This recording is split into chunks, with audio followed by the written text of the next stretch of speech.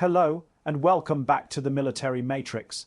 Tonight, we are tracking a developing story out of occupied Crimea that is rapidly reshaping how modern warfare is understood, measured, and feared. In a matter of minutes, a swarm of small, low-cost Ukrainian drones has reportedly wiped out military assets worth more than $55 million, exposing what analysts are now calling one of Russia's most embarrassing operational failures since the start of the war. This was not a massive missile barrage, not a hypersonic strike, and not a high-profile naval engagement. This was quiet, calculated, and devastating, a reminder that in today's battlefield, size and cost no longer determine impact. According to multiple Ukrainian and regional intelligence sources, the strike unfolded deep inside Crimea, a territory Moscow still insists is fully secured and heavily defended. The target was not a single installation, but a cluster of high-altitude logistical and air defense assets positioned to protect Russian military operations across southern Ukraine and the Black Sea. These included radar units, mobile air defense systems, fuel depots, and command vehicles, all critical to Russia's ability to detect, intercept, and respond to Ukrainian attacks. What makes this incident particularly alarming for Moscow is the method. Ukrainian forces allegedly deployed small, commercially inspired attack drones, inexpensive platforms modified for precision strikes. Individually, each drone costs a fraction of the systems it destroyed. Collectively, they overwhelmed Russian defenses designed to stop jets, cruise missiles, and ballistic threats. This was not brute force. This was strategic humiliation. Initial reports indicate that Russian radar operators detected the drones late, if at all. Some systems reportedly failed to lock on. Others were forced to shut down to avoid revealing their positions. By the time Russian units attempted interception, the drones were already descending. Explosions followed, first controlled, then cascading as fuel stores ignited and secondary blasts tore through parked equipment.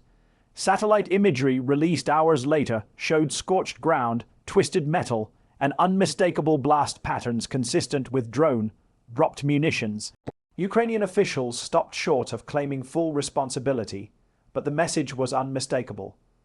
Crimea is no longer a sanctuary. It is a frontline. Military analysts are now focusing on the financial dimension of this strike. Conservative estimates place the destroyed equipment at over $55 million. Some assessments push that number even higher when long-term operational losses are considered. Radar systems alone can cost millions per unit. Mobile air defense platforms, especially those protecting strategic areas like Crimea, are among Russia's most expensive and limited resources. But the true cost goes beyond money. The loss of these systems temporarily blinds Russian forces in key sectors. It creates gaps in coverage. It forces redeployments. And perhaps most importantly, it erodes confidence both within the Russian military and among civilians who were repeatedly told Crimea was untouchable. This strike also underscores a broader shift in the Ukraine-Russia war. Ukraine has increasingly leaned into asymmetric tactics, using innovation, intelligence, and adaptability to offset Russia's numerical advantages. Small drones have become the symbol of this evolution. They are hard to detect, difficult to intercept, and devastatingly effective when used in coordinated waves. Russian air defense doctrine, built around intercepting fast, high-altitude threats, has struggled to adapt. Systems designed to shoot down fighter jets are now being forced to hunt devices smaller than motorcycles, flying low and slow, often blending into civilian background noise. Each interception attempt costs thousands of dollars. Each missed interception costs millions. Sources inside Crimea describe confusion and panic in the immediate aftermath of the strike. Emergency crews rushed to the scene, while military police sealed off entire areas. Russian state media initially reported minor incidents, but local footage told a different story: towering flames, repeated detonations, and damaged infrastructure stretching across multiple sites. Ukraine's silence following the attack has only amplified its impact. By not immediately claiming responsibility, Kiev allows uncertainty to spread. Russian commanders must now assume that any base, any depot, any radar installation could be next. This uncertainty forces changes in behavior, slows operations, and strains already stretched resources. Western defense experts are calling this incident a textbook example of modern drone warfare. Cheap platforms. High-value targets, precision intelligence, minimal risk to personnel, maximum strategic effect.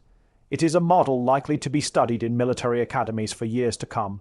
For Russia, the implications are serious.